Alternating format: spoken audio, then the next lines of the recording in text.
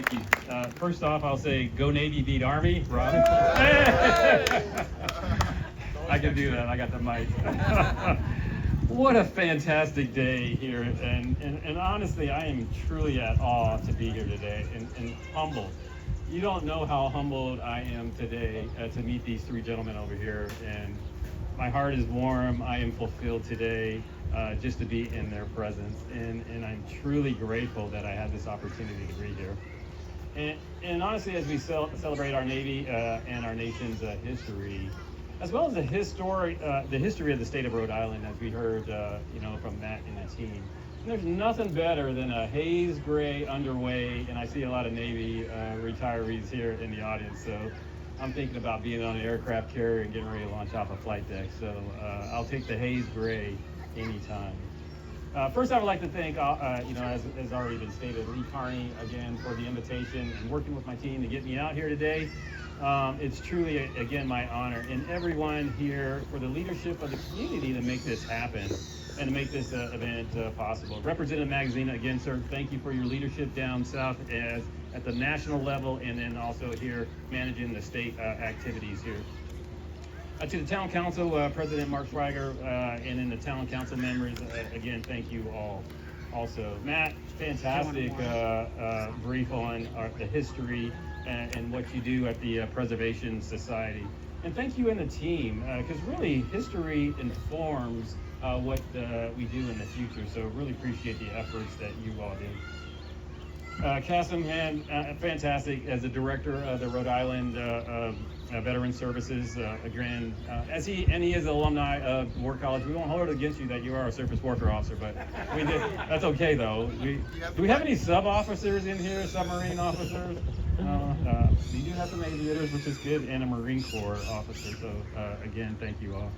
And if you haven't had the opportunity, as Cassim talked about, if you have never visited your veterans hospital, I encourage you to go there and see it. I have seen it. It is spectacular, and it's because of the leadership of him and leadership at the national and state level in your councils, and then you all as citizens that makes it happens for our veterans.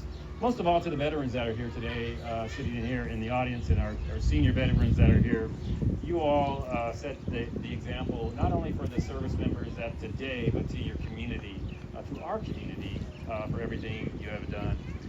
I would be, without a doubt, I'd be remiss if I did not recognize the men behind me. 105 and I apologize, let me make sure I get my names right here. For Bill McClintock, I can't believe it, 105, sir. Warms my heart. I'm about to turn out here and start crying for this view. John Romano, 101, going on 102, I believe, and then I think Bill's going on 105, and then Bruce, the spry baby, 82 years young there. So, hey, sir. Hey, this gentleman, if you don't know, I think he's had 10 heart attacks. So, and so it's good news that he is. You are a fighter, sir, and that's the Marine Corps heart in you there. So again, thank you. Hey, the positivity and pride you all have shared the community and the history is no surprise to me. From arriving back here in my Newport experience for the third time, I started my career probably as Cassim did here some 35 plus years ago. So I am old. But he talked a lot about it, and then also Representative Magazine talked about the secret sauce is our people. It truly is. Whether you are in uniform or out of uniform, it is the people of the United States of America. So it's no surprise to me that the state played such a pivotal role in the establishment of the greatest Navy of the world and in our history, 250 years. And we at the Naval War College always remember how much we owe our establishment and continued existence to the state and the people of Rhode Island, and it's a mutual history, a history we are incredibly proud of. We've heard today from Matt on the 12 June 1775 Rhode Island General Assembly passed the resolution here.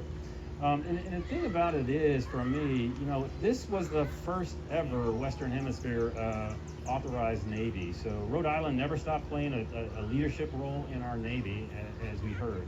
In fact, the first chief of naval operations, you could say, was technically a Rhode Islander. 4 months after Rhode Island set the example by establishing its own Navy, Continental Congress followed suit with establishing the Continental Navy in the 13th October of 1775. So Commodore Essex Hopkins was the first commander-in-chief of the fleet. Hopkins was lead a fleet of 8 frigates against the British colonies, and then they had their first encounters in Nassau, Bahamas, where we actually had the first amphibious assault, bringing our Marine Corps brothers ashore in partnership in that activity there, led by a Rhode Islander. So basically from then on, the Navy was an integral part, as we've heard, with the history of the men and women, or the men of war that became the common sight of the upper and lower halves of the Narragansett Bay. So during the 1812 war, the great naval leadership from the South Kingstown led naval forces to victory in the Battle of Lake Erie, giving rise to our Navy's famous damage control model, don't give up the ship, right? And we still say that as today, as we remember Commodore Oliver Hazard Perry as one of our Navy's greatest heroes, alongside the historic figures, as we heard, John Paul Jones and Admiral David Farragut. So speaking of Farragut, during the American Civil War, the U.S. government again looked to Rhode Island as the Navy's haven for moving the Naval Academy from Annapolis to Newport, and that it stayed here. This started the Rhode Island's tradition of supporting the professional military education, the linkage between the base and the state of Rhode Island. So in 1869, the Secretary of the Navy established the experimental torpedo station on Goat Island, responsible for developing the torpedo tactics and techniques, and conditioning and conducting the experimental work on other forms of naval ordnance. It's pretty cool. So we have this archives division at the Naval War College, and they have all those past torpedo exercises and stuff like that was done right out here in the Narragansett Bay. So since then, the Naval Station Newport, as we heard, every officer, well, not every officer, most of our officers that come in from the civilian sector, they start their careers right at Naval Station Newport. It's head of our surface warfare officers training, so no surface warfare or officer doesn't go through get to the ship unless they've gone through SWAS here at Newport. Along the side, we have the NAPS, Naval Academy Prep School there, our legal officers. And then finally, I would say, other than the War College, is that any leader in the triad, we call it, that's the command master chief, the executive officer, and then the commanding officers. All of them go through leadership training here in Newport, Rhode Island. So thank you for the hospitality of the Rhode Islanders, and also for maintaining the pioneering spirit and forward thinking by Rhode Island's General Assembly over the year, back in 1775. So again, we do a lot in partnership, not only for the Navy, but in partnership with you all on behalf of the nation. So again, I truly want to thank you all for being great friends, great neighbors, welcoming our families to the area when we have it. And that also includes our international students that come here and spend their time here.